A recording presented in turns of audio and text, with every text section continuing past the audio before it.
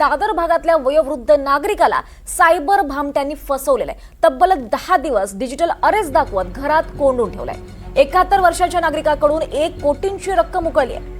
आक्षेपार्ह मेसेजेस पाठवल्याचं सांगत कारवाईची भीती सुद्धा दाखवली आहे। सीबीआय तपास करत असल्याचं सांगत वृद्ध नागरिकाला घाबरवलंय। अधिक माहिती घेऊयात आमचे सहकारी श्रीरंग खरे यांच्याकडून। श्रीरंग, नेमकं काय घडलं या प्रकरणात? दादर मधला 71 वर्षांचा हा व्यक्ती आहे ज्याची फसवणूक करण्यात आलेली आहे। डिजिटल अरेस्टच्या नावाखाली त्याला 10 दिवस कोंडून ठेवण्यात आलं। सुरुवातीला त्याला असं सांगण्यात आलं की तुमचा एक मोबाईल नंबर तयार करण्यात आलेला आहे आधार कार्ड वापरून, आणि त्या मोबाईल नंबरवरनं काही आक्षेपार्ह मेसेज पाठवण्यात आलेले आहेत। या घटनेचा तपास आम्हाला करायचा आहे, त्यामुळे तुम्हाला आम्हाला सहकार्य करावं लागेल असा बहाणा करून या व्यक्तीला गंडवण्यात आलं।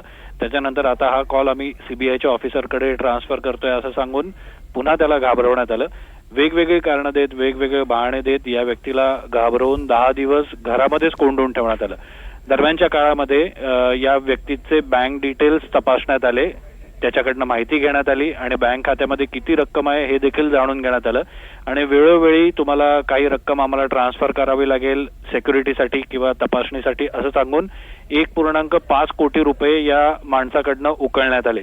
जेव्हा या माणसाच्या मुलानं मोबाईल तपासला त्याचा, तेव्हा त्याला हा सगळा प्रकार उघडकीस आला। त्याने सायबर पोलिसांकडे या संदर्भात तक्रार केली, ज्यानंतर पोलिसांनी ऍक्शन घेतलेली आहे। ज्या व्यक्तींच्या खात्यामध्ये हे पैसे जमा झाल्याचं दिसतंय त्या खाते मालकांच्या विरोधात गुन्हा दाखल करण्यात आलेला आहे आणि पोलीस या संपूर्ण प्रकरणाचा तपास करतायत। निश्चितच श्रीरंग, धन्यवाद या सविस्तर माहितीसाठी। तर अतिशय मोठी बातमी आहे। दादर भागातल्या या वयोवृद्ध नागरिकाला सायबर भामट्यांनी फसवलंय। तब्बल 10 दिवस डिजिटल अरेस्ट दाखवत घरात कोंडून ठेवलं। या संदर्भात अधिक माहिती घेऊयात आपल्यासोबत सायबर तज्ञ आपल्यासोबत आहेत प्रशांत माळी। प्रशांत सर, स्वागत आहे आपल्या एनडीटीव्हीवर। आपण पाहतोय आणखी एक डिजिटल अरेस्टची ही घटना आहे। दादर भागातल्या वयोवृद्ध नागरिकाला सायबर भामट्यांनी फसवलंय। तब्बल 1 कोटींची रक्कम सुद्धा फार मोठी आहे। नेमकं हे डिजिटल अरेस्ट होतं कसं? डिजिटल अरेस्ट हा शब्द जरी औपचारिक कायद्यात नसला तरी सायबर गुन्हेगारांनी लोकांना घाबरवण्यासाठी तयार केलेला एक धोकादायक फसवणुकीचा प्रकार आहे। तुमच्यावर केस आहे किंवा तुमचा आधार पॅन गैरवापरात आहे, तुम्हाला लगेच अटक होईल अशा धमकी देऊन पैसा उकळण्याचा हा खेळ करत असतात ते। आणि की ह्याच्या बचावासाठी आपण काय करता येईल तर आपल्याला जेव्हा अनोळखी कॉल किंवा व्हिडिओ कॉलवर विश्वास ठेवायची काही गरज नाहीये।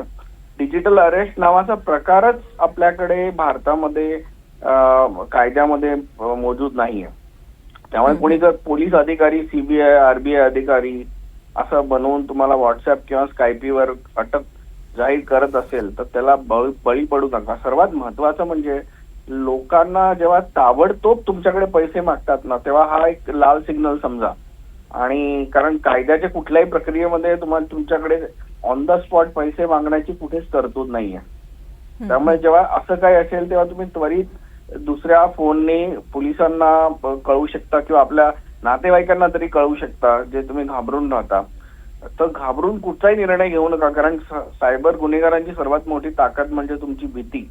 तुम्ही शांत राहा आणि विचार करा। जोपर्यंत आपण 1 मिनिट शांत राहून विचार नाही करत तोपर्यंत आपण त्यांच्या म्हणजे सायकोलॉजिकल अटॅक करतात त्याच्यावरती आपण बळी पडत राहतो।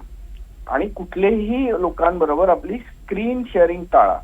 म्हणजे एनी डेस्क, टीम व्ह्यूवर सारख्या ऍप मध्ये जे तुमचा फोन, लॅपटॉप ताब्यात घेऊन काही करू शकतात, तर एनी डेस्क किंवा टीम व्ह्यूवर ऍप हे त्यांना तुम्ही आपल्याकडे डाउनलोड करू नका। आणि कधी काही झालं की national cyber crime reporting portal आहे cybercrime.gov.in किंवा 1930 या हेल्पलाईनवर लागलीच तक्रार करा।